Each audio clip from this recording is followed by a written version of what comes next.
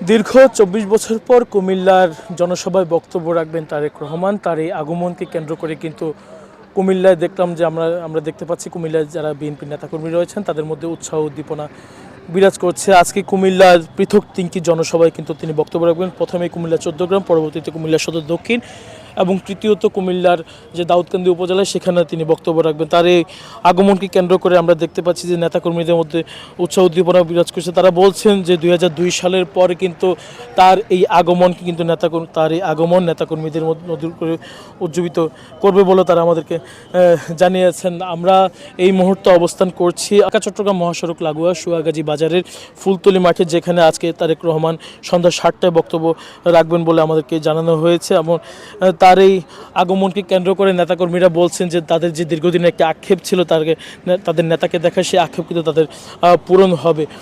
এছাড়া আমরা আরেকটি বিষয় আপনাদেরকে জানিয়ে রাখি যে কুমিল্লা বিএনপির ভারপ্রাপ্ত চেয়ারম্যান তারেক রহমানের আগমনকে ঘিরেই এই যে আইন শৃঙ্খলা রক্ষাকারী বাহিনী এবং দলের পক্ষ থেকে ব্যাপক প্রস্তুতি গ্রহণ করা হয়েছে। আমরা ইতিমধ্যে দেখতে পাচ্ছি, আমরা যে সুয়াগাজী মাঠে যে অবস্থান করছি এখানে দেখতে পাচ্ছি মঞ্চ কিন্তু ইতিমধ্যে প্রস্তুত হয়ে রয়েছে এবং মঞ্চের চারপাশে কিন্তু জেলা এবং মহানগরের যারা নেতৃবৃন্দ রয়েছেন তাদের ব্যানার ফেস্টুনে কিন্তু ইতিমধ্যে ছেয়ে গেছে। এছাড়া আমরা দেখতে পাচ্ছি মঞ্চের কাজ প্রায় শেষ পর্যায়ে এবং এই শেষ পর্যায়ে কিন্তু মঞ্চ প্রস্তুতি গ্রহণ চলছে এবং ইতিমধ্যে কিন্তু তিনি চট্টগ্রামের পোলো গ্রাউন্ড মাঠে নির্বাচনী বক্তব্য শেষ করে কিন্তু কুমিল্লার উদ্দেশ্যে রওনা দিবেন। পথিমধ্যে তিনি ফেনীতে কিন্তু একটি জনসভায় বক্তব্য রাখবেন। ফেনীতে জনসভা বক্তব্য শেষ করে কিন্তু কুমিল্লা ১৪ গ্রামে কিন্তু কুমিল্লা ১৪ গ্রামে তিনি বক্তব্য রেখে কিন্তু কুমিল্লার এই সুয়াগাজী মাঠে সন্ধ্যা ৭টা নাগাদ তিনি আসবেন এবং সেখান থেকে বক্তব্য শেষ করে কিন্তু তিনি দাউদকান্দিতে চলে যাবেন। সেখানে বক্তব্য দিয়ে কিন্তু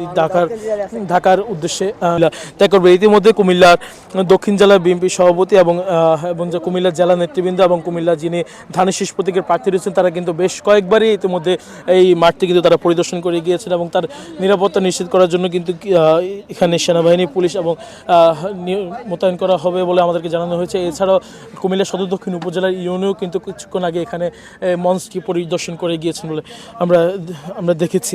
এছাড়া তার এই আগমনকে ঘিরে কিন্তু ইতিমধ্যে নেতাকর্মীদের মাঝে উৎসাহ উদ্দীপনা বিরাজ করছে। আমরা দেখতে পাচ্ছি তারা বলছে তাদের যে দীর্ঘদিনের আক্ষেপ ছিল তারেক রহমানকে দেখার, সেই আক্ষেপ কিন্তু তারা অবশেষে পূরণ হতে চলেছে। তো এই ছিল আমার কাছে কুমিল্লা থেকে সর্বশেষ।